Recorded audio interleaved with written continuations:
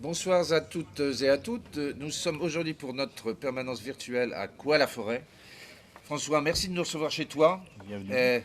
au milieu de la forêt par définition. Tout à fait. Euh, on est donc aussi avec Manuel Martin, comme prévu, vice-présidente en charge notamment des lycées à la région, conseillère régionale sortante et tête de liste dans l'Oise Tout à fait. de la liste Se battre pour vous avec Xavier Bertrand. Donc, euh, aujourd'hui, on va parler évidemment des lycées, on va aussi parler des Super. transports, on va parler de la sécurité, et puis toutes les questions, on prend toutes les questions que vous souhaitez nous poser. C'est une vraie permanence, vous poussez la porte comme si on était dans l'univers réel, et n'hésitez pas, vous pouvez aussi poser des questions en direct je vais essayer de faire attention aussi à des questions qui pourraient être posées directement en ligne. Je remercie aussi Julien, qui a la gentillesse de m'accompagner dans ce périple un peu partout dans les Hauts-de-France. On Partout. était hier dans la Somme, on était dans le Nord il y a 3 jours. Vrai. Demain, on sera de nouveau dans la Somme. La semaine prochaine, on sera avec Guillaume Delbar Oui. pour parler numérique et digital en direct Tourcoing. Ensuite, nous serons aussi lundi, je ne sais même plus où.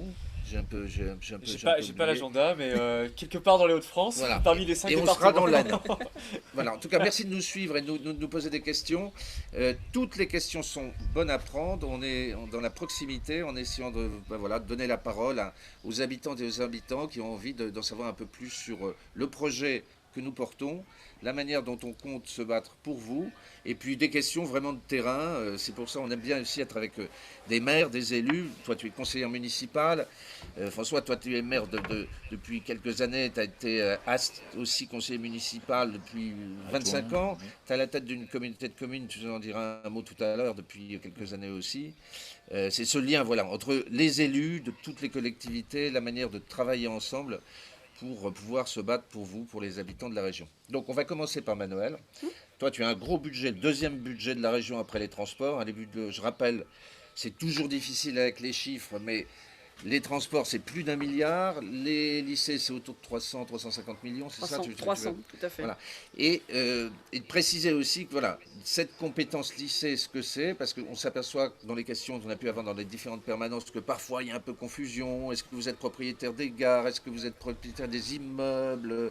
Donc, il y a les cantines, il y a voilà. Donc, je vais te laisser un peu expliquer tout ça et puis parler aussi de toi ici dans le territoire, puisque l'idée c'est aussi de faire un focus un peu sur le territoire où on se trouve, puisqu'on se déplace, c'est du semi-virtuel, parce qu'on tenait aussi à garder ce lien dans le cadre de ces permanences. Donc Manuel, c'est à toi. Merci Jean-Paul. Alors peut-être pour commencer, je suis né il y a exactement 50 ans ici dans le sud de l'Oise, dans une commune voisine de Coix-la-Forêt, pas très lointaine, à Gouvieux, où j'y habite encore aujourd'hui, où j'y ai élevé mes enfants, où mes parents y habitent encore aujourd'hui. La dernière d'une famille de 6 enfants, la petite dernière, et j'ai des frères et sœurs qui habitent aussi encore dans le secteur. Je suis très attachée à ce sud de l'Oise pour plein de raisons. D'abord parce que, comme tu l'as très bien dit, il y a la forêt, la verdure. On est au milieu de grands bols d'air quotidiennement, mais on a aussi la chance d'être pas loin de Paris et on parlera certainement des transports. En 23 minutes très exactement, en prenant le train de Chantilly, puisque c'est la gare de Chantilly-Gouvieux, je viens pas prendre le train à Coix-la-Forêt, mais de 23 minutes de Chantilly, on est à Paris. Et là, on a la vie parisienne, qu'elle soit culturelle ou qu'elle soit professionnelle, et donc c'est bien agréable. Je travaille par ailleurs, en plus d'être élue dans ma commune, où je suis conseillère municipale, je travaille et je suis la collaboratrice parlementaire d'Éric Woerth depuis 2002 pour toute la partie des dossiers locaux, la circonscription qui est dans le sud de l'Oise, ici à la communauté de communes de Chantilly, mais également le secteur de Senlis, c'est le secteur de Nanteuil-le-Haudouin, et de Pont-Sainte-Maxence, donc une commune, un sud de l'Oise que je connais très bien et professionnellement et personnellement, que je sillonne quasiment tous les jours. Les lycées, c'est vrai que c'est un beau sujet que Xavier Bertrand a souhaité me confier dans ce mandat, un gros et beau sujet, très gros puisque 300 millions d'euros, c'est à peu près, alors il y a des années qui varient où je défends plus mon budget que d'autres peut-être, mais c'est 150 millions d'euros en fonctionnement et 150 millions d'euros en investissement. Nous sommes propriétaires des bâtiments, des lycées. Nous avons donc la lourde tâche du propriétaire d'entretenir le bâtiment. Entretenir le bâtiment, c'est bien évidemment le rénover quand il y a besoin, entretenir la toiture, entretenir les fenêtres lorsqu'elles fuient, lorsque les ouvertures ne se passent pas bien, mais c'est également sécuriser les lycées, faire en sorte qu'on y accède de manière sécurisée. On est propriétaire du foncier, donc on est aussi en charge de l'entretien des espaces verts. Donc ce sont des agents de la région qui assurent l'entretien, qui assurent l'accueil dans l'établissement scolaire. Nous ne sommes pas en charge de la formation, de l'éducation, c'est l'éducation nationale. Donc nous copartageons cette organisation. Il y a un chef d'établissement qui est un proviseur, qui a on va dire une double casquette, un lien très fort avec la région, avec son propriétaire, et puis un lien plus fonctionnel avec l'éducation nationale, et donc il doit organiser tant les agents de la région qui travaillent dans l'établissement que ses professeurs et toute l'organisation qu'il y a dans le lycée. Nous avons généralement dans le personnel un gestionnaire qui lui est plutôt le lien direct avec qui gère, c'est son nom, qui gère l'établissement et qui est plutôt en lien direct avec la région et qui est notre référent dans l'établissement.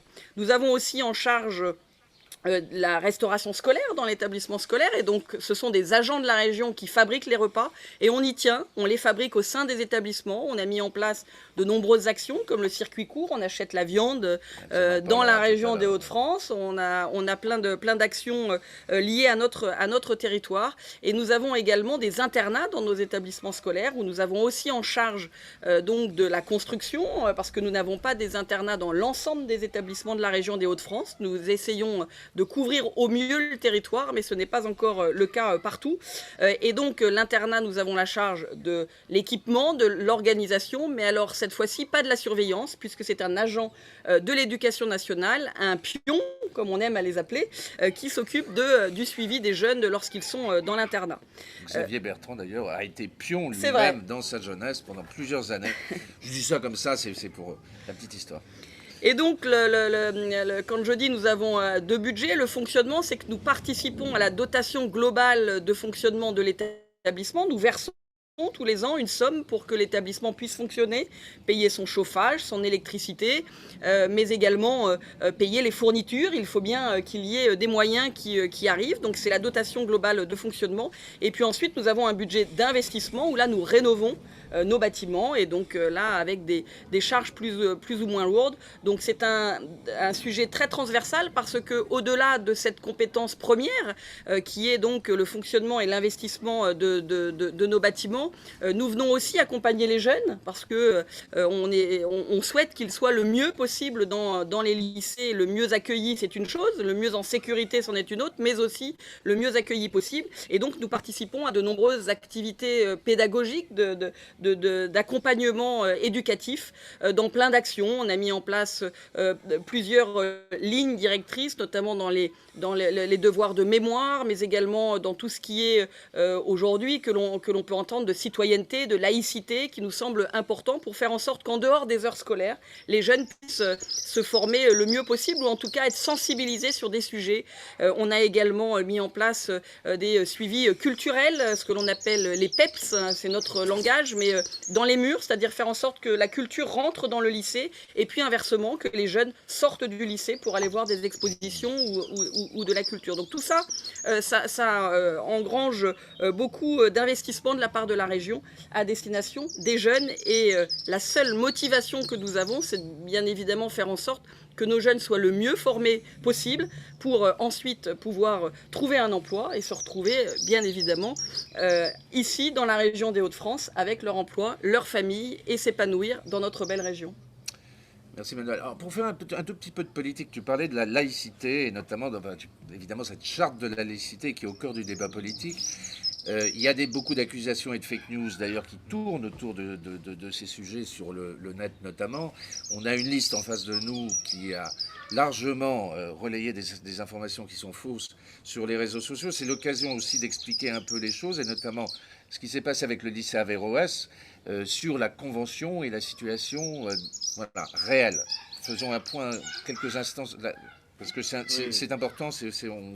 Vraiment, alors là, c'est un sujet qui tourne en boucle. Et c'est toujours bien un peu de rappeler la vérité. Tu as tout à fait raison, Jean-Paul. C'est l'occasion de bien remettre la réalité des choses. Je vous parlais donc du fonctionnement des établissements scolaires. Ce sont les établissements publics. Nous avons également des accords, c'est la loi d'ailleurs, qui nous oblige à, quand l'on donne, dans le cadre du fonctionnement, 1 euro à un élève scolarisé dans le public, nous devons donner également 1 euro à un élève scolarisé dans le privé, sous forme de dotation d'externat, ça s'appelle, à destination des établissements privés, sous contrat bien évidemment, avec l'éducation nationale. C'est le cas du lycée Averroès. Donc, nous appliquons la loi, nous arrivons en 2015, nous participons, comme nous le faisons avec les lycées, le secteur diocésain, mais comme nous le faisons aussi avec de nombreux autres établissements qui sont sous contrat, nous participons financièrement à hauteur de le même euro équivalent dans le privé pour les jeunes qui sont dans le public. Il s'avère que sur ce lycée Averroès, nous avons des alertes, des interrogations, et donc nous posons la question à l'éducation nationale en leur disant « mais est-ce que vous êtes sûr ?» Et c'est Xavier Bertrand qui, par plusieurs courriers, demande au ministre « est-ce que vous êtes sûr qu'il y a bien une formation neutre dans l'établissement, le lycée Averroès ?» Un premier courrier, un deuxième courrier, pas de réponse. Le seul levier que nous avions de possible, parce que sans réponse, on se dit qu'il peut-être y avoir un sujet flou, sans la réponse que nous avions, eh bien nous avons souhaité stopper ce versement au lycée Averroès. Et ce n'est pas la liste opposante aujourd'hui qui nous a soufflé quoi que ce soit, c'est bien une démarche propre de Xavier Bertrand qui a dit « je n'ai pas de réponse à mes attentes, je ne suis pas sûr que je vous ai rappelé le fonctionnement de l'établissement. Nous participons donc à la formation éducative des jeunes. Je ne suis pas sûre que ce financement se passe dans un cadre purement laïque comme nous le souhaitons. Et donc, nous avons décidé de stopper le versement. Et à l'heure qu'il est, nous n'avons toujours pas de réponse de l'éducation nationale. Nous avons des bribes de temps en temps, mais pas une réponse claire pour être sûr que le lycée Averroès soit bien dans un cadre comme nous le demandons dans l'ensemble des établissements scolaires. Et donc c'est pour cela que ce versement de ce fonds n'a plus lieu à destination de le lycée Averroès. Et c'est pas nouveau de cette année. Cela fait plusieurs années que nous avons 3 ans. Nous avons été attaqués en justice. On nous a demandé de verser ce forfait. Comme nous n'avions toujours pas de réponse de la part du ministre de l'Éducation nationale, nous avons présenté la délibération au conseil régional, aux conseillers régionaux, qui n'ont pas souhaité voter la délibération, puisque nous n'avions pas les réponses de l'Éducation nationale et du ministre. Et donc, nous attendons les réponses, en espérant que nous aurons une réponse précise. Si elle est précise dans le sens où l'éducation nationale, qui a d'ailleurs fait des contrôles, enfin en tout cas des inspections, on le dit plutôt comme ça dans le corps de l'éducation nationale, qui a fait des inspections, si elle nous dit que tout est clair, on rattrapera bien évidemment tous les financements qui n'ont pas été versés. Aujourd'hui, pas de réponse, pas de versement. C'est assez simple. Oui, bon, on est dans la politique un peu bas de gamme d'ailleurs, mais je pense que c'est important pour ceux qui nous suivent aussi quand même de faire la clarté sur ces choses, parce qu'aujourd'hui, malheureusement, l'Internet, là, aujourd'hui, bon, c'est ce qui nous permet de diffuser, mais c'est aussi un outil terrible, vraiment pour diffuser des informations qui sont des informations fausses. Et d'ailleurs, ils ont fait un tract... Exactement, accusant Xavier Bertrand de soutenir les formations islamistes. C'est faux. Au contraire, c'est-à-dire que si nous n'avions pas donné les explications sur notre position, si nous n'avions pas communiqué sur les courriers que le président a envoyés au ministre de l'Éducation nationale, je ne suis pas sûr aujourd'hui que les opposants auraient vu quoi que ce soit sur la situation. Merci à Manuel de bien vouloir rétablir cette vérité, parce que c'est pas parce qu'on est en période électorale que ça autorise tout, et surtout pas les mensonges. Donc merci, et on va essayer de le diffuser encore plus. En termes de mensonges, on a vu que lors des 2 premiers débats, ça a été quand même terrible. 2 débats de fake news. Voilà, Quand on n'a rien à proposer, évidemment, on cherche à aller sur d'autres terrains. Alors François, merci encore de nous recevoir aujourd'hui chez toi. Alors, donc, tu es un élu, vraiment un élu de terrain, comme on les aime. Et donc, tu te bats pour ta commune depuis des années et des années. Tu es aujourd'hui à la tête de la communauté de communes de toute la zone qui est autour de Chantilly. Hein, donc c'est l'aire cantilienne. L'aire cantilienne. 50 000 habitants à peu près, c'est ça. Et ici, on est quoi, à 3 000 4100. 4100.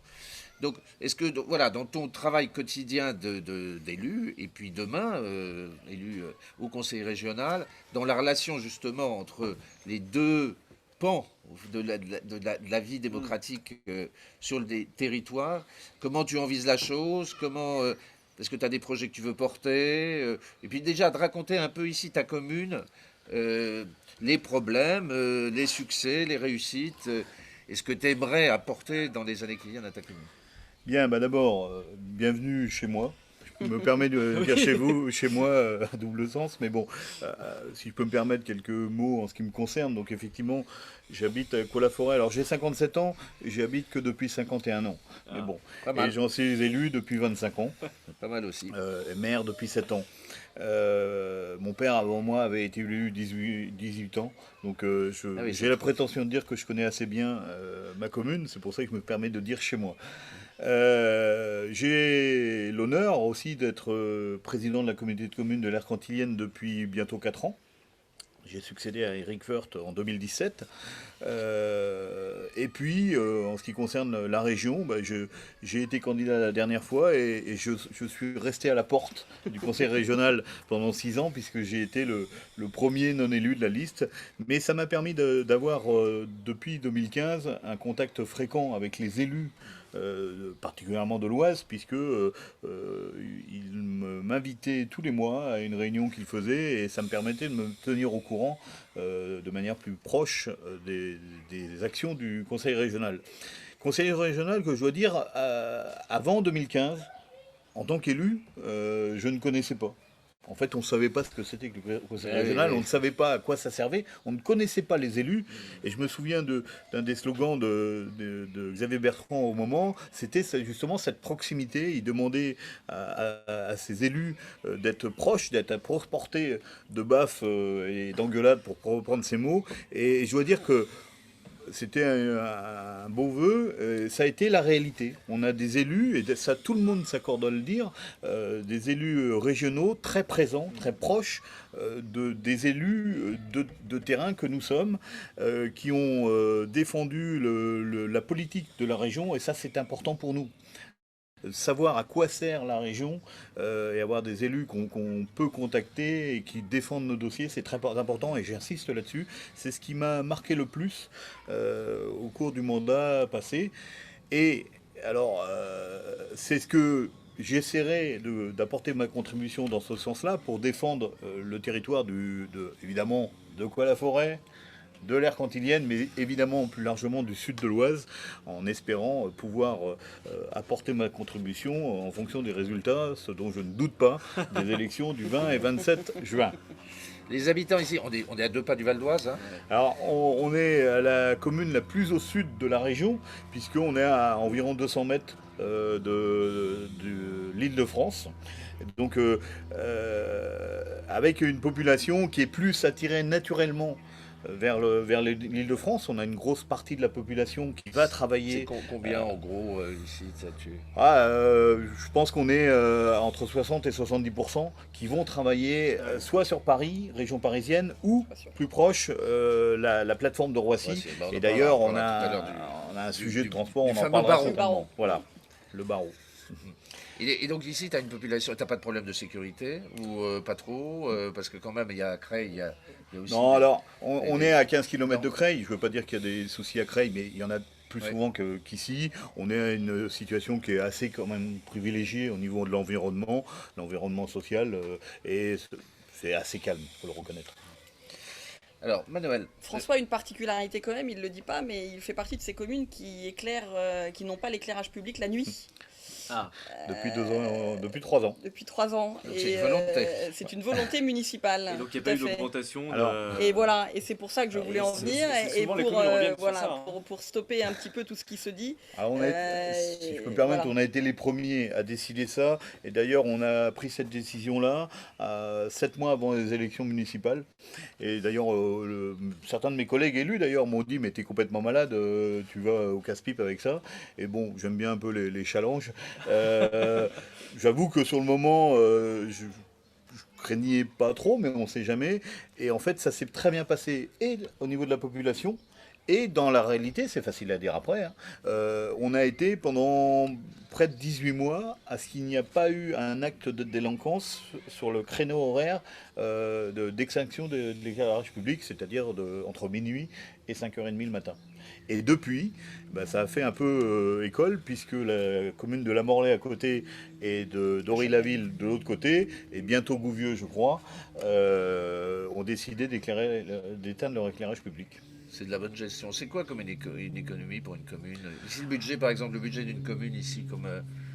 Au niveau de l'éclairage public. Ouais. Alors l'éclairage public, c'est un budget annuel de 60 000 euros. C'est peut-être pas énorme, mais quand même. 60 000 euros. Alors, on a fait des économies importantes, mais liées... Dans le même temps, on est passé au LED. Donc là, les LED, on estime que c'est environ 30% d'économie, plus l'extinction, on est à plus de 50%. Ouais. Sachant que 1% des impôts, tant qu'on avait la taxe d'habitation, ce qui n'est plus le cas, mais c'était 27 000 euros pour donner un ordre d'idée. Donc 1% des impôts, c'est à peu près l'économie qu'on a fait en un an sur l'éclairage public. Alors, je prends la balle au bon pour venir sur un sujet aussi d'économie et autour des lycées. Alors, par exemple, les lycées des Hauts-de-France, il y a un accord qui a été passé avec une entreprise qui va équiper de panneaux solaires, je crois. Exactement. Un certain nombre de lycées. On est un peu, c'est cousins un peu en termes de sujet.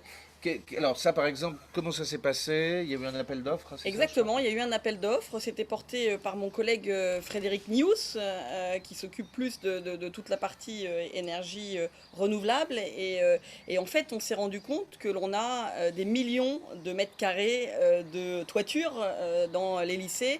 Et donc, nous nous sommes dit qu'il y avait peut-être quelque chose à faire. Et donc, on a réfléchi, travaillé. Et effectivement, alors on a démarré par ce qui nous était proposé, c'est-à-dire que on s'est dit, toujours dans une logique, on est propriétaire et on essaye d'investir le mieux possible pour les jeunes, on met à disposition d'une entreprise nos mètres carrés, donc on loue en fait nos toitures à une entreprise qui va donc nous payer une redevance tous les ans et qui va donc poser des panneaux solaires sur des toitures. Alors de nombreux lycées, ce sont des toits plats. Donc c'est assez simple, il faut juste mettre une petite pente pour le panneau solaire, mais très faible, et donc à poser c'est assez simple. Donc on a commencé par les lycées qui sont le plus faciles, qui vont démarrer très rapidement dans moins de 6 mois maintenant, pour poser des panneaux solaires. Et donc c'est ensuite l'entreprise qui, elle, nous louons notre toiture, et l'entreprise va remettre dans le réseau l'électricité qu'elle produira au travers de ces panneaux solaires. La deuxième étape, beaucoup plus ambitieuse, alors je tiens à signaler quand même que l'entreprise a été choisie notamment d'un fait qui nous semble très important, c'est qu'au-delà de poser les panneaux solaires dans l'établissement, elle vient faire de la sensibilisation et de la formation aux jeunes dans l'établissement. Donc il y a tout un pan d'information et de sensibilisation tout au fur et à mesure de la pose des panneaux solaires. Et ça nous semblait très important de pouvoir sensibiliser le jeune dans l'établissement qui se voit poser, qui ne sait pas ce qui se passe d'ailleurs bien souvent dans les travaux, de se dire finalement, tiens, le panneau solaire, c'est quoi ? À quoi ça sert? Comment c'est fabriqué? Ça peut aussi leur ouvrir des idées de formation et d'envie de métier, mais aussi après à quoi ça sert? Pourquoi on les pose et quel est in fine l'intérêt du panneau solaire? Donc ça c'est un sujet qui nous a semblé très important puisque dans chaque établissement scolaire il y aura plusieurs heures de formation des élèves à ce niveau-là. Et puis ensuite, dans un deuxième temps, d'abord l'idée, c'est de couvrir un maximum d'établissements, bien évidemment, et dans un deuxième temps, c'est de rendre très vertueux et donc fermer le fait de récupérer cette électricité qui sera produite sur notre établissement, sur les toits de notre établissement. Mais à ce stade-là, il y a des aménagements à faire et nous avons fait le choix de finir les investissements que nous devons faire parce que ce sont des investissements, ensuite de changer les différents circuits et donc on a d'autres investissements à faire, je pense notamment en matière de sécurité, les abords d'établissements, tous ne sont pas encore terminés, je pense aussi en matière énergétique de tout le changement des fenêtres ou de doubler les fenêtres qui nous permet de faire des économies et donc avant d'imaginer de chauffer, par exemple, avec les panneaux solaires, nous devons d'abord faire en sorte que le couvert, on va dire, les murs, soient le mieux isolés possible pour pouvoir se permettre ensuite de récupérer ce qui sera produit sur nos toits. Si je peux juste me permettre une remarque un peu plus politique, mais je vais me permettre quand même. Cette décision qui a été prise par Xavier Bertrand et son équipe, ça prouve bien une chose, c'est que contrairement à ce que veulent faire croire certains de nos opposants politiques, l'écologie ne l'aurait pas réservé. C'est un bon exemple et je crois que je voulais le faire remarquer. Non, mais c'est très juste. Alors, je sais que Julien est très sensible à la question de l'alimentation et de tous ces sujets. Et c'est vrai que les circuits courts dans les lycées, je te laisse parce que je sais que c'est un de tes dadas. Donc, peut-être que. C'est le cas de le dire, dada pour l'alimentation. Et surtout, et dada ici dans la région. Et surtout en plus. ici. Bravo Jean-Paul. Non, mais c'est en effet un sujet hyper important. La souveraineté alimentaire, le localisme et tous les circuits courts. Des sujets qui intéressent aussi une partie de la jeunesse de France et des Hauts-de-France, puisqu'on a pu le constater quand on va, nous, sur le terrain. Vous, qu'est-ce que vous avez mis en place justement dans les cantines? Comment vous intégrez finalement ce bien manger, ce mieux manger, que ce soit dans l'éducation alimentaire ou dans l'offre de services que vous pouvez faire à travers la région, quoi. Alors, c'est une idée qui est venue du président Xavier Bertrand très très tôt. On n'a pas attendu la crise sanitaire pour la mettre en place. Parce que, je m'en souviens très bien, le premier lycée que je visite avec Xavier Bertrand, nous décidons de nous arrêter à la cantine scolaire et d'échanger avec notre personnel. C'était au lendemain des vacances de la Toussaint, de février, juste après notre prise de fonction, le jour de la rentrée. Bêtement, on demande ce que les élèves vont manger aujourd'hui. On nous explique que c'est un hachis parmentier parce que c'est très simple et donc on demande d'où viennent les produits. La viande était congelée, elle arrivait d'Allemagne et les pommes de terre, elles étaient congelées et elles arrivaient du sud de la France. Et là, Xavier Bertrand dit mais on n'est pas capable de trouver et de la viande hachée et des pommes de terre dans la région des Hauts-de-France ? Tout le monde a dit si, mais pas congelé. Et là, on arrive au retour de vacances. Il y a quand même un peu de travail, une organisation. Bon, ben très bien. Et donc, immédiatement, il m'a dit mais c'est pas possible. On ne peut pas ne pas commander. Alors, pas tous les produits. Il y en a peut-être qu'on ne trouve pas dans la région des Hauts-de-France et encore de moins en moins. Mais on ne peut pas aller commander les produits à l'extérieur. Et donc, nous avons décidé avec ma collègue Marie-Sophie Laine, qui est vice-présidente en charge de l'agriculture, de travailler avec les agriculteurs locaux pour essayer de trouver comment nous pourrions fournir dans l'assiette des produits locaux. On a même été très vertueux puisqu'on a lancé des regroupements d'achats pour que chaque établissement n'ait pas son propre contrat. Donc en fait, on a rassemblé les établissements. L'un s'occupe de la viande, l'autre s'occupe des légumes, le troisième s'occupe des fruits. Ils commandent pour l'ensemble des établissements qui adhèrent à leur groupement de commandes et puis ensuite ils redispatchent les commandes. Nous le faisons donc sur l'ensemble des établissements. Nous avons démarré avec peu d'établissements. La première année, on en a eu une trentaine sur les 262 établissements publics que compte la région des Hauts-de-France. Et à l'heure où je vous parle, on en a plus de 200 qui sont dans des commandes complètement locales. Vous voyez, monsieur le maire parlait tout à l'heure de nos opposants politiques qui pensent avoir la main mise sur les sujets, sur ces sujets-là. D'ailleurs, hier soir dans le débat, Karima Deli a parlé justement de ces circuits courts et d'une ambition régionale en termes d'agriculture, de circuits courts et d'alimentation. Et là, l'exemple est concret. Vous n'avez pas attendu que Karima Deli pour... Je me permettrai de dire, d'ailleurs, de répondre à Karima sur la question des fameux 100 000 emplois verts et du maraîchage, que la problématique, elle est foncière aussi. L'idée qu'il suffit de claquer des doigts et que demain on va créer des emplois et qu'il y a des tas de gens qui vont s'implanter dans le maraîchage et produire, il y a des tas de choses qui existent déjà. Mais c'est un peu une vue de l'esprit, parce qu'un maraîcher aujourd'hui, il y a du matériel. C'est pas forcément du petit matériel, même sur des petites exploitations maraîchères. Moi, je vois très mal comment on crée autant d'emplois. Ça me paraît complètement impossible, sauf à les subventionner à 100%. Si c'est un kolkhoz, oui. Mais si on est dans une logique libérale, même avec un soutien public, c'est Impossible. Donc Impossible. là-dessus, là, on est un peu dans les fake news. Hein. C'est vrai, mais Donc, bon, c'est une liste d'union de la gauche, hein, de toutes les gauches, alors c'est On peut-être est, ça. on est bien d'accord. Je Donc- dirais même que notre dispositif, il a eu son soutien aussi dans le cadre de la crise. Ouais. Notamment la filière maroilles a connu de grandes difficultés. Oui. Et donc, nous avons écrit à l'ensemble des établissements en leur disant, écoutez, il n'y avait pas que la filière maroilles, d'ailleurs, il y avait aussi la filière bovine. Enfin, nous avons écrit aux établissements en disant, en priorité, est-ce que vous voulez bien commander je me marre souvent parce que la tarte maroilles dans le nord, on la connaît bien. Dans le sud, ici, de l'Oise, on la connaît beaucoup moins. Eh bien, il y a des jeunes qui m'ont dit, mais on a découvert la tarte maroilles parce que, en fait, la région a écrit aux établissements en disant privilégier telle filière à tel endroit parce qu'elle traverse une difficulté avec la crise sanitaire que nous avons connue, restaurants fermés, etc.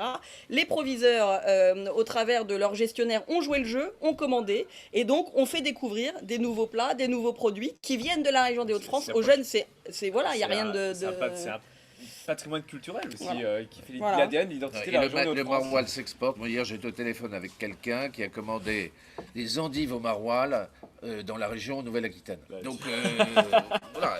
Si Est-ce je peux est-ce que rebondir. vous avez une idée du nombre de repas qu'on sert tous C'est les un bon jours exemple, ouais. dans la région? C'est plus de 300 000 repas par jour. 300 000. Plus de 300 000. Il y a ceux qui sont internes, à qui on donne un petit déjeuner. Il y a le déjeuner qui est quand même le plus fréquent. Et puis quand ils sont internes, il faut aussi les nourrir le soir. C'est 300 000 repas qui tous les jours C'est absolument sont énorme. fabriqués dans la région des Hauts-de-France avec des produits locaux. Et donc derrière, qui sont à l'échelle d'une année, qui se comptent en millions et en millions de repas. Et c'est donc une structure, un circuit court c'est ça, on est qui se compte pour certaines filières de manière assez incroyable. Peut-être. Alors, est-ce qu'on a une question en ligne? Est-ce que quelqu'un veut intervenir? N'hésitez pas à prendre la parole, à ouvrir votre micro. On est vraiment. Hein, il faut pousser la porte. Donc, je sais que tout ce que raconte Manuel et François, c'est passionnant, mais voilà, on est là aussi on peut prendre des questions. Donc, vraiment, n'hésitez pas. En attendant, Euh, je pourrais. Faites-le, En attendant, je voudrais voilà. compléter ce qui Et vient d'être ensuite, dit. On prenez la parlait tout à parole. l'heure Ah, de. je vois une main qui se lève. Donc, Ouais. c'est pour ensuite. Vas-y, Juste François. pour compléter, on parlait tout à l'heure de la complémentarité entre la région et les communes, et encore plus les petites communes. Ben voilà, c'est un bon exemple.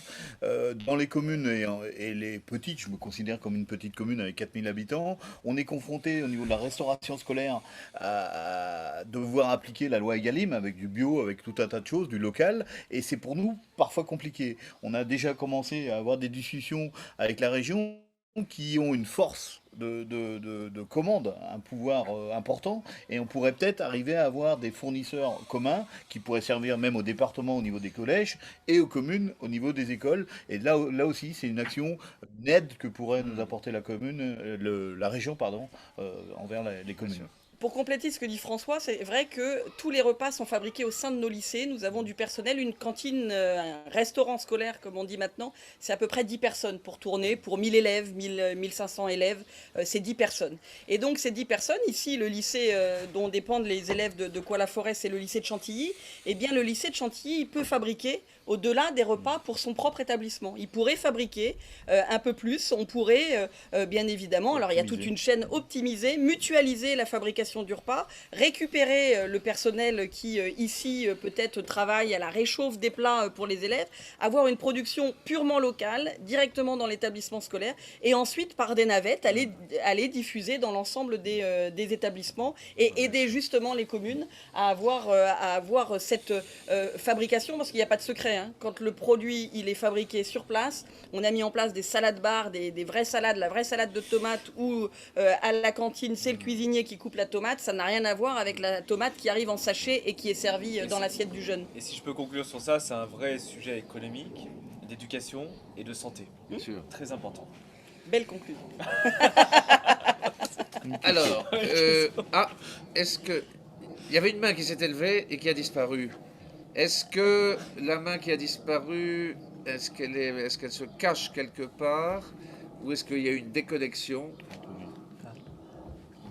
Allez-y, Moi, je me permets de continuer s'il n'y Oui, a oui, oui, pas parce que d'autres ça, mains. c'est la Dans technique. dans la compétence, on a beaucoup parlé lycée. Il y a une autre compétence qui est récente et qui est moins connue, c'est l'orientation des jeunes.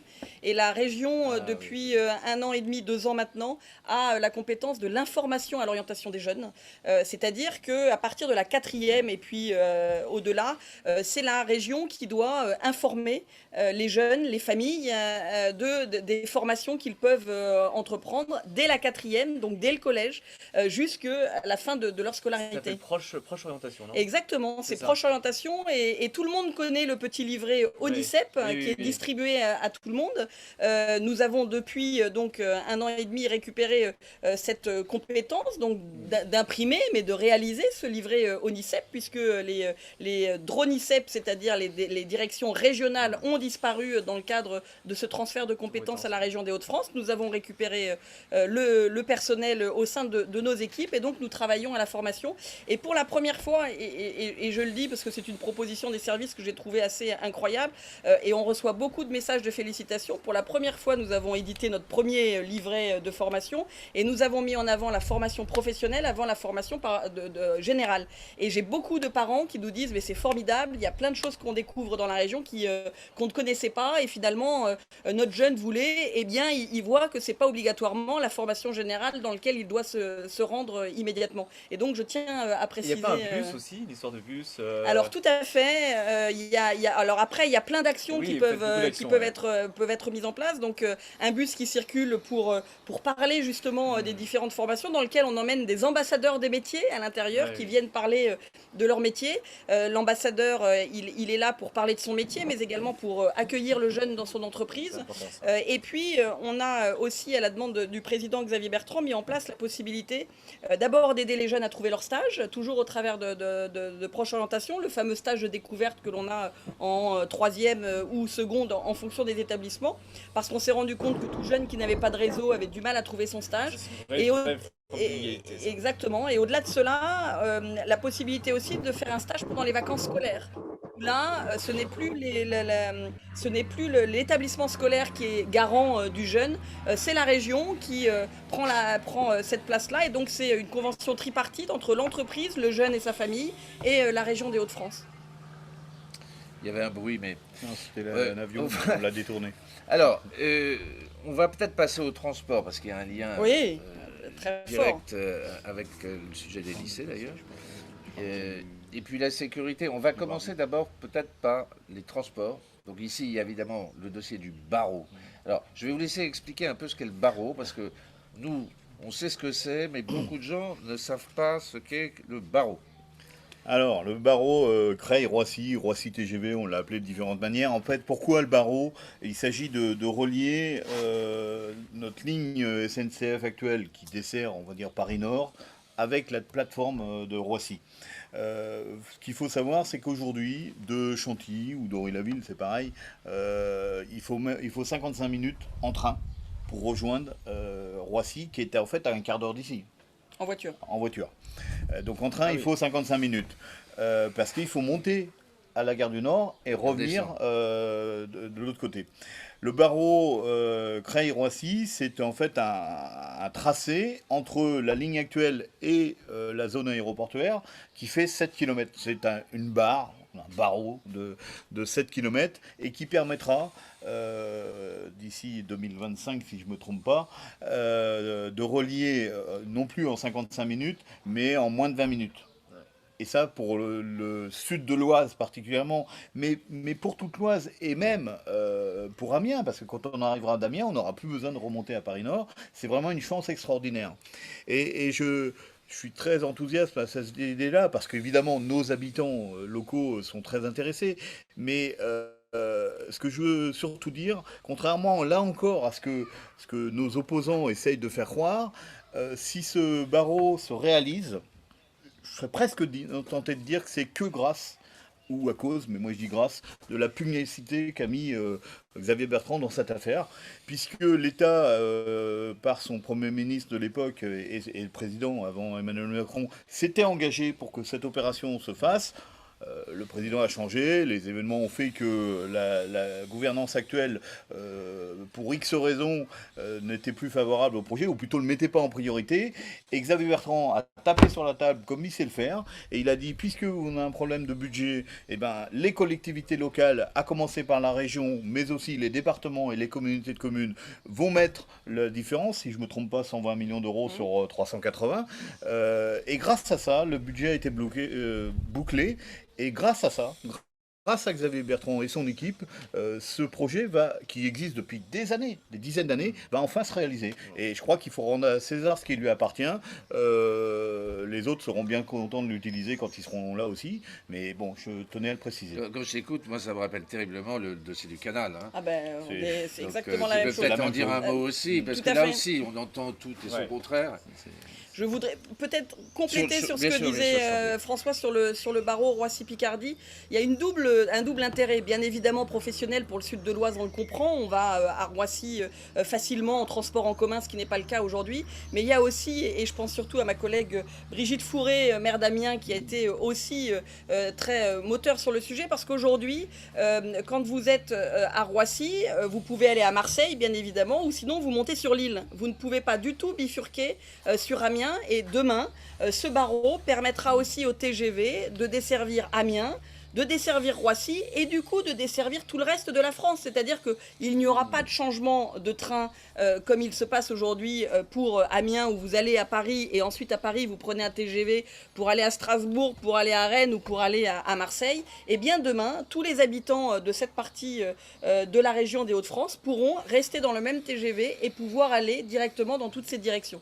La SNCF a annoncé qu'elle donnerait les lignes progressivement. Elle va en ouvrir 3 ou 4 la première année en TGV, en plus du TER dont on parlait. Et pour notre territoire à nous, encore plus, puisque le TGV ne s'arrêtera pas ni à Chantilly, ni à Ory-la-Ville, Coix-la-Forêt, mais s'arrêtera à Creil, qui est quand même pas très loin. Donc de Creil, on pourra aller à Marseille en TGV ou à Amiens en TGV, ce qui pour nous sera une chance exceptionnelle. Donc vraiment, tu as raison de le rappeler, sans vraiment la volonté et l'énergie de Xavier Bertrand, c'est un sujet qui, je crois, aujourd'hui aurait été enterré plutôt que déterré. C'est un projet régional et interrégional, puisqu'il permet de desservir toute Bien la sûr. France.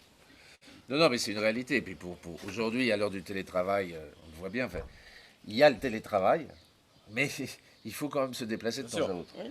Donc le télétravail restera toujours une. Voilà. Les enjeux de mobilité pour la région, c'est un des enjeux prioritaires d'ailleurs de votre projet, et on voit à quel point c'est important aussi pour les habitants, quoi. Relier vraiment l'ensemble du territoire et de Hauts-de-France, et pas que, c'est absolument nécessaire. Alors ça a été abordé d'ailleurs hier soir dans le Oui. débat et j'étais assez surprise d'entendre Oui. les réactions de certains et tu fais bien d'en parler. La mobilité, c'est aussi l'intermodalité Oui, de c'est la ça. mobilité. Tout à fait. On n'a pas des trains et des gares partout, donc il faut permettre, et la région participe au financement de pôles d'échange multimodaux dans les gares, et c'est très important également de le rappeler, notamment ici la gare de Chantilly. De nombreux bus qui arrivent. On a également des gens maintenant qui viennent prendre leur train en vélo. On a plein de possibilités et donc je crois qu'il est important aussi de dire que au-delà du train, il y a le bus. C'est aussi de la compétence dorénavant de la région, je pense notamment au transport scolaire. Et donc nous devons marier, il y a également les vélos, mais nous devons marier tous ces ensembles de mobilité pour faire en sorte que nous puissions avoir une mobilité adaptée à chacun. Celui qui veut se déplacer d'une certaine manière, il puisse le faire de manière éco-responsable et en pensant à notre avenir. Ben, j'ai une main qui se lève d'un train. Alors j'avais Ah. coupé le micro à cause du train. Je vais redonner la parole si je réussis. Voilà. Alors. Voilà. Bonsoir, vous m'entendez? Oui, vous Vous êtes m'entendez? dans un train. Oui, on vous Oui. entend du train. Oui, je c'est vrai, crois, bonsoir, avec votre pensée. bonsoir Manuel, bonsoir Jean-Paul, bonsoir Julien et bonsoir François. Désolé, ça a coupé, je passais vers chez François, donc on ne capte pas très bien. C'est vrai, je confirme, dans le train, on capte Ça, pas le bien. problème, ça, c'est le 4G, oui. J'arrive dans une des plus belles villes, qui est Gouvieux-Chantilly, donc c'est pour ça qu'on capte mieux. Là, c'est pour taquiner François. Il y a une bataille, là. Non, alors ça tombe très bien, justement, je vais parler justement des transports. Typiquement, Manuel, je vais recontextualiser un petit peu les choses. Manuel disait tout à l'heure, 23 minutes pour aller à Paris. Ça, c'est dans le meilleur des mondes. C'est même à la marge. Là, typiquement, un exemple tout bête, hein. Ce soir, j'ai pris le train normalement de 19h07, un quart d'heure de retard et train court, en pleine pandémie. Et ça, c'est tous les jours. Un autre exemple, l'année dernière, je suis resté bloqué. Ben non, je suis resté bloqué 6h47 dans un train, sans remboursement. Vous voyez, sans excuse, sans bouteille d'eau. J'avais une femme enceinte en face de moi, n'a pas été secourue, rien du tout. Il y avait 3 pompiers pour une rame entière, plus de 300 passagers. Ça, c'est la réalité en fait, des quotidiens de ceux qui vont travailler à Paris.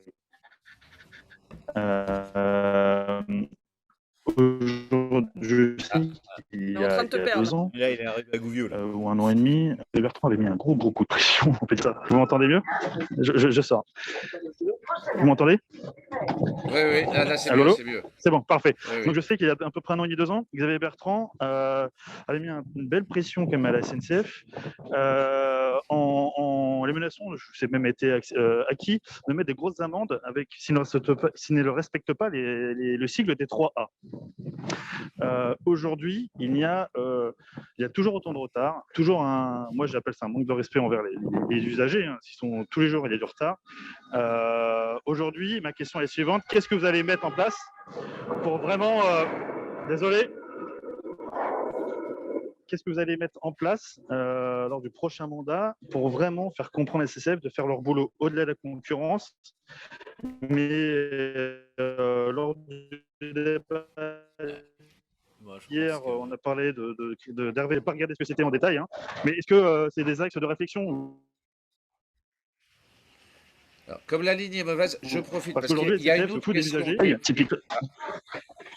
On te dit, je pense qu'on va passer la parole à Manuel parce qu'il y a Oui. beaucoup de bruit. Il y a une autre question qui est déposée par Jean. Bonjour madame, il faut faire un truc pour les trains. Et une deuxième, beaucoup de trains arrivent en retard, une solution, merci. Donc on est un peu dans le même sujet. Voilà, le même sujet. Donc, Alors c'est un sujet qui effectivement que Xavier Bertrand a pris à bras le corps depuis le début du mandat. Au début en essayant de négocier avec la SNCF, pas de résultat. Puis en essayant de taper du poing sur la table, pas de résultat, menaçant financièrement, toujours pas de résultat, avec le vice-président au transport, Franck Dersin, qui s'est investi comme jamais sur la thématique. Donc est venue l'idée de l'ouverture à la concurrence sur certaines lignes. Donc nous avons fait le choix de commencer par, notamment dans l'Oise, la ligne Paris-Beauvais. Donc qui pourra être ouverte à la concurrence, on verra. C'est peut-être, comme disait le président Xavier Bertrand, la SNCF qui gagnera le marché, nous verrons bien. Mais il est très important, effectivement, de régler ce problème que vous rencontrez tous les jours. Je prenais le train tous les jours, je l'ai rencontré. D'ailleurs, le triple A, averti à l'heure assis, vient d'une association qui s'appelle SNCF va me tuer, dont les initiatrices de cette association étaient de 3 communes, Gouvieux, Chantilly, Coix-la-Forêt, du sud de l'Oise. Oui. Et qui avait alerté Xavier Bertrand, il leur avait demandé s'il pouvait utiliser ce triple A. C'est pour ça que ça m'amuse aussi d'entendre Karima Deli dans le débat hier soir s'approprier cette formule qui revient à cette association SNCF va me tuer. Et effectivement, nous avons un vrai sujet dans le sud de l'Oise. Alors, ce sujet revient parce que les personnes retournent travailler à Paris, mais on en avait moins. Et on s'est rendu compte qu'avec moins de trains, moins de circulation, moins de personnes dans les trains, la régularité était légèrement meilleure. On ne va pas dire qu'elle était, complètement mieux, mais elle était légèrement meilleure. Donc on se pose la question, aujourd'hui, au-delà d'essayer de faire en sorte que les trains arrivent à l'heure. Comment on peut améliorer cela? On a essayé aussi, puisqu'il y avait la problématique de chauffeurs, de conducteurs de train, d'essayer de les aider à former les conducteurs de train. Il s'avère que sur une promotion de 80 conducteurs de train, 2 seulement ont continué à être conducteurs de train. Et donc on essaye par tous les leviers qui nous sont possibles d'y mettre la pression. Elle est forte dans le sud de l'Oise. Elle l'est moins ailleurs dans la région des Hauts-de-France parce qu'on a vraiment un flux quotidien et on a la chance ou la malchance, parce que peut-être que c'est la problématique, d'avoir des trains tous les quarts d'heure aux heures de pointe pour aller à Paris. Vous loupez un train, il n'y a aucun problème, vous vous posez même plus la question de savoir quel est le train suivant parce que vous savez qu'il est dans un quart d'heure. Et donc c'est peut-être aujourd'hui cette offre importante qu'il faudra revoir. Je laisserai Franck Dersin en parler beaucoup mieux que moi.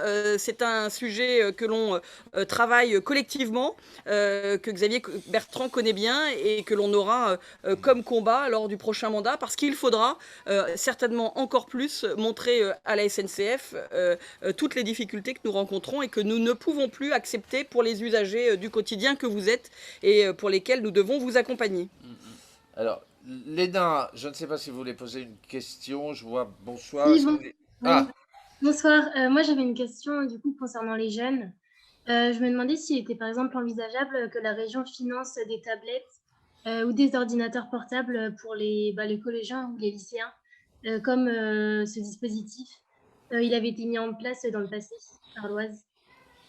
Alors Léna, c'est une très bonne question et c'est un choix que nous avons fait de ne pas financer de tablettes comme cela a été fait dans le département de l'Oise, effectivement. C'était des ordinateurs portables pour la simple et bonne raison que dès la distribution des ordinateurs portables, de nombreuses familles remettaient l'ordinateur portable sur le bon coin. marché. Et qu'il n'y avait pas une utilité propre aux jeunes en direct. Mais par contre, nous ne sommes pas restés sans rien faire, et je pense notamment aux dernières actions, parce qu'on en a fait beaucoup, c'est 10 millions d'euros par an qui sont injectés dans le renouvellement du matériel informatique dans les lycées de la région des Hauts-de-France. 10 millions d'euros par an, c'est un certain nombre d'ordinateurs que nous mettons à disposition des jeunes. Mais pendant la crise sanitaire, la dernière commande d'ordinateurs pour renouveler le parc que nous avons fait, nous n'avons commandé que des ordinateurs portables. Et nous demandons aux établissements qui jouent pour nombre d'entre eux le jeu de mettre à disposition un ordinateur portable à tout jeune qui n'aurait pas les moyens d'avoir son ordinateur portable. Et notamment pendant la période où les cours étaient à distance, nous avons fait cette proposition. Pendant le premier confinement, nous n'avions pas suffisamment d'ordinateurs portables et donc les agents de la région ont mis à niveau les ordinateurs de bureau et l'élève à plusieurs reprises est parti avec l'ordinateur de bureau sous le coude pour le brancher chez lui et pour avoir son propre ordinateur pour suivre les cours. Nous en avons tiré toutes les leçons, nous sommes passés à des ordinateurs portables et nous avons bien l'intention de continuer.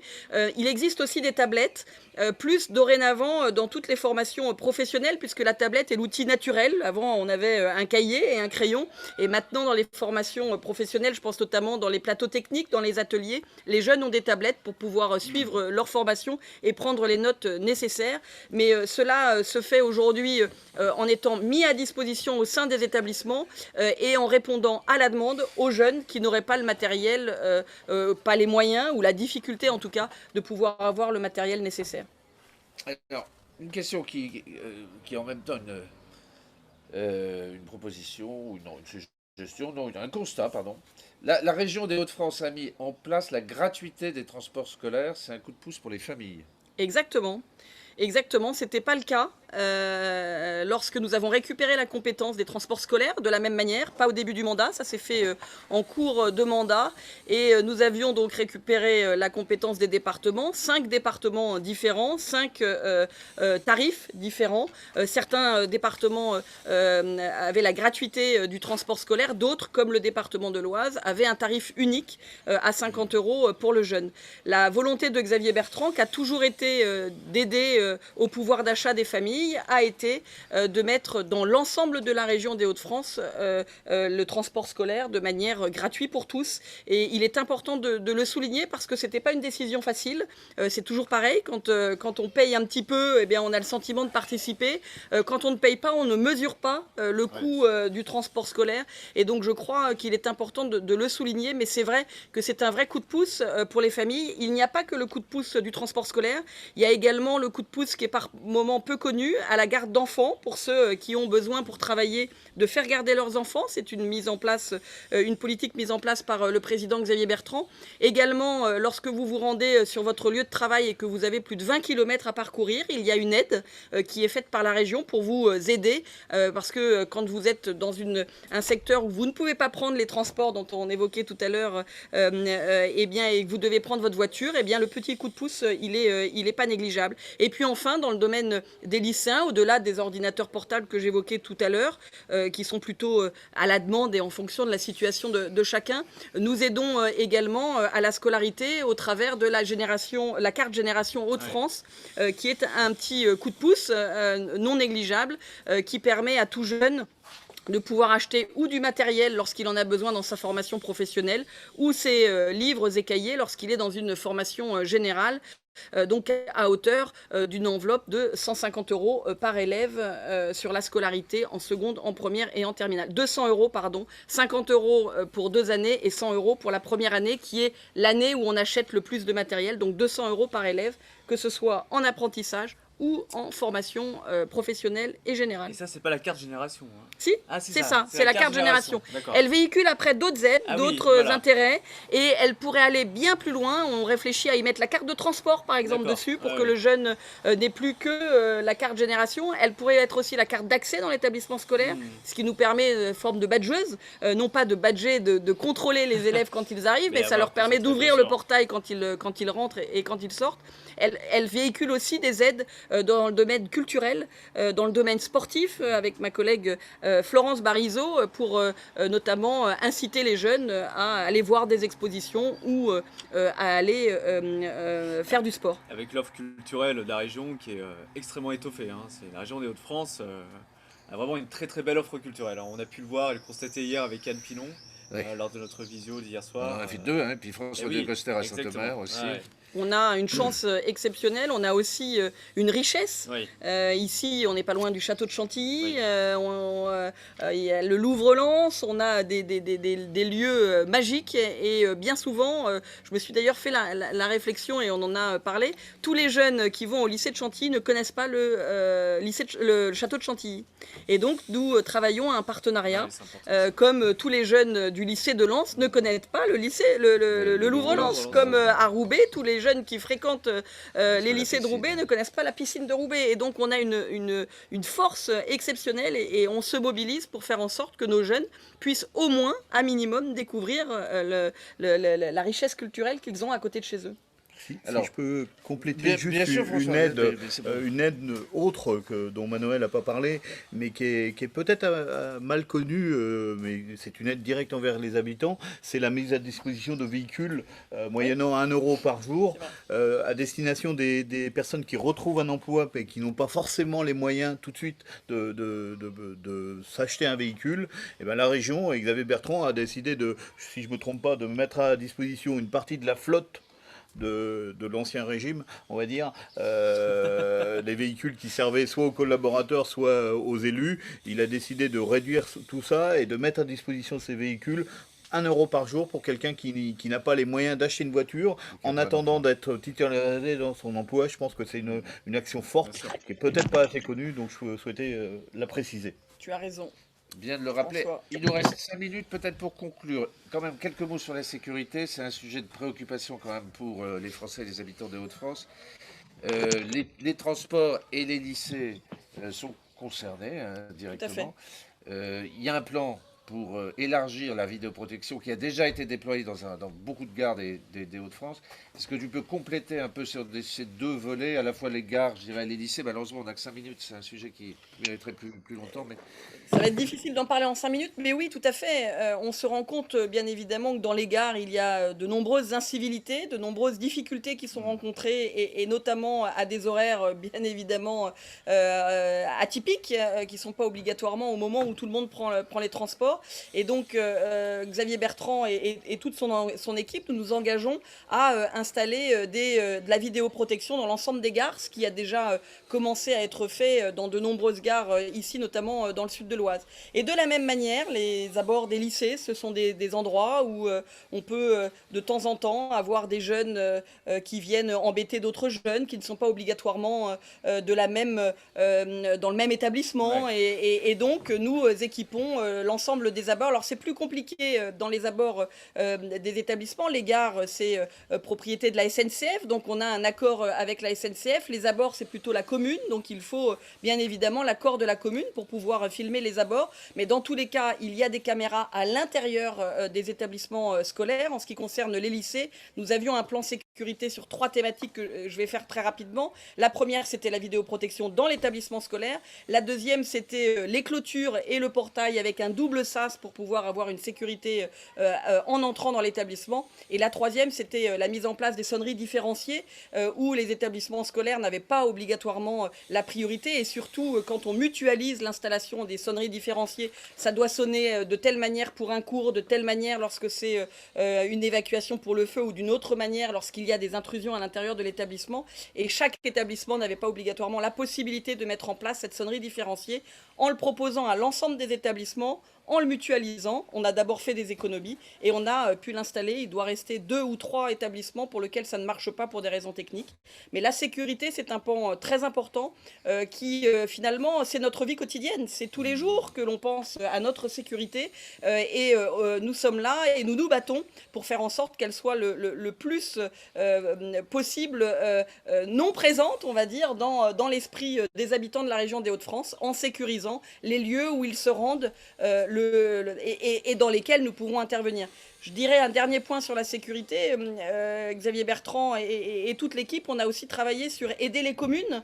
Il y a plein de pans qu'on n'a pas le temps de développer aujourd'hui, mais aussi aider l'équipement des polices municipales dans les communes pour justement montrer notre volonté d'accompagner l'ensemble des acteurs dans le domaine de la sécurité. Merci Manuel, merci François de nous avoir reçus aujourd'hui Merci à dans vous. ce joli village de l'Oise. On se retrouve demain pour une version un peu atypique. On sera d'abord sur un marché avec ma colistière Maryse Fagot sur le terrain dans la Somme. Et ensuite, on a la chance de recevoir Stéphane Demilly, sénateur de la Somme, ancien président du conseil départemental, pour parler aéronautique et de l'action de la région et des collectivités pour défendre l'aéronautique sur le territoire des Hauts-de-France et notamment à Méault, qui est un bastion historique de l'aéronautique grâce à l'action notamment de Stéphane qui a été très très très très actif notamment lorsqu'il était président du conseil départemental. Voilà, merci à vous tous de nous suivre. Je vous dis donc à demain pour une autre permanence virtuelle. Merci à vous tous. Merci, au revoir. Merci, au revoir.